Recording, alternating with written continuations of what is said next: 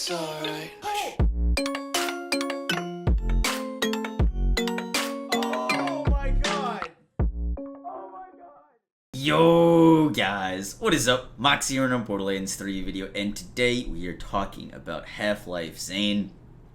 Now, this build is very appropriately named in that we are gonna be at half health the entire time we're playing this build. This is not a deathless build, but it is very unique. It's kind of like Chain Zane's evil brother. It does a lot of damage. It's a great mobbing build, and we're going to be walking through everything you guys need to know about it quickly before we get into the video. A lot of effort goes into these build videos and everything that, all the testing and stuff. So if you guys appreciate the work, make sure to drop a like, comment, and subscribe. It really does help me out a lot, guys. And with that, let's get into the video. Alright guys, so showing on the screen for you now is Half-Life Zane's build. Now, I'm going to be walking through all of my decisions here, but before we get into that, let's talk about the number one mechanic that this build is using, and that is we are using a front loader shield. Now, the front loader shield is going to reserve 60% of our max health and return it as shield capacity. This is going to drop us to 40% of our max health, and we're using the anointment while under 50% health, deal 150% bonus radiation damage. Now, this is a new anointment. It's very strong, and the reason I'm saying this is like the evil brother of Chain Zane is because it's a similar skill tree, but we're using a different anoint, but all the same guns, gear work, all the same strategies. It's a twist to Chain Zane that I really like. It's a lot of fun. And it's a little bit different. So we're using the 150 Rad, which is an extremely strong new anointment. I used it in the Sea Monster Moze build. And because of that, we're kind of flipping the script where like we're trying to get cryo weapons with Rad, which is an extremely strong situation. And because we're using 150% bonus radiation damage, we can output crazy damage that comes with the risk of being a semi-deathless build. We are not a deathless build, and I'll explain my decision making besides why we aren't using deathless. But for the most part, we are using weapons with under 50, and we're using the front loader to drop us to 40% so that we can always benefit from this anointment. Now, if you guys remember from the original Chain Zane video, all the way back when we first made it, I showcased it without using a shield. And so this is almost like a natural progression, because you can basically play this build deathless or whatever you want because of the barrier. Now, because we are using barrier and we are below 50% health, we no longer get health gated. That means things can one-shot you if you get through your shield. So we're doing everything in our power to make sure that enemies, one, can't get through our shield, and two, that our shield never drops, which this build does quite successfully. This is a Seeing Dead build. Using the Seeing Dead, it is an amazing class one. We will have non-Seeing Dead builds, but this is a Seeing Dead build. Now, our blue tree looks very familiar. Going violence, playing dirty, good misfortune, deathfall is close. We're going a little bit of salvation just to drop. If our shield does lower, we are not instantly dead, and we can keep up our health regen until our shield comes back. Cool hand for the reload speed, violent speed, and violent momentum. Now, violent momentum scales our damage based on how fast we're moving, and we're going to talk about that later. And in the drone tree, we're using bad dose. We're going to do radiation damage that weakens and buffs our movement speed and fire rate. We're also using static field, which Sentinel emits a static field that sends a shock beam to nearby enemies, draining their shields and replenishing Zane's. This is a really nice thing to have because it's a great shield regen perk. Now, in the red tree, synchronicity, Donnybrook, gun damage, health regen, synchronicity, more gun damage while our action skills are active, and borrowed time to keep up our action skill to give us bonus duration. If you didn't know, good misfortune is what's going to be keeping up our action skill this whole time. Killing an enemy increases Zane's action skill duration. This is diminishing returns. The reason we can keep up our action skill so much is because we're using Seeing Dead, which procs kill skills when you shoot.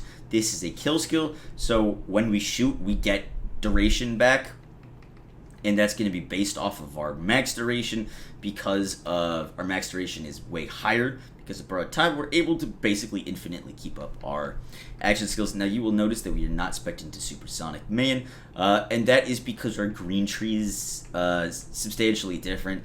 Now I put points into Hardy Stock. Zane gains increased maximum shield capacity. This is a great pickup, plus 30% max shields.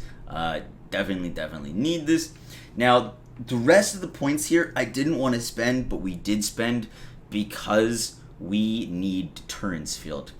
Now, this is a big pickup for this build, and it allows enemies to not get into our shield. It also renders a lot of enemies completely worthless while they're close to you, so you can basically bump up into enemies with the Monarch, which is a crazy damage assault rifle, and just blow through enemies. It makes Valkyries not be able to do anything to you. It's really awesome.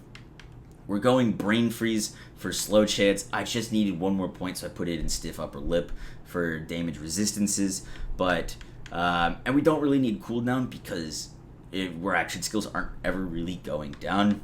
So this is what I decided on. You could put more points in Stiff Upper Lip, but our shield doesn't ever really go down. So Brain Freeze for that slow chance is awesome. And we're going All-Rounder, covered by our shield, and Deterrence Field, as I said, basically allows us to bump into enemies and they can't do anything, and also allows us to not get killed by melee enemies, which is awesome. It is a big pickup here. Now, before we talk about our Mayhem mode, we're going to talk about Guardian Rank real quick. We have Shield Reboot. If you're wondering what our Shield Regeneration is, we have Shield Reboot. Killing an enemy triggers Shield Regeneration. This is awesome. We got Emergency Response for improved Shield Recharge Delay and rate based on missing health. These are really great, and basically, if you don't have these Guardian Ranks, make sure to try to get down to them, because obviously we're very based on our shield. The little bit of health is nice. It will save you, but when it goes down to your health, you're not going to have a great time. Now, the reason we are not using a Deathless, if you want to make this build Deathless, you totally can, is because I like using Icebreaker Victory Rush.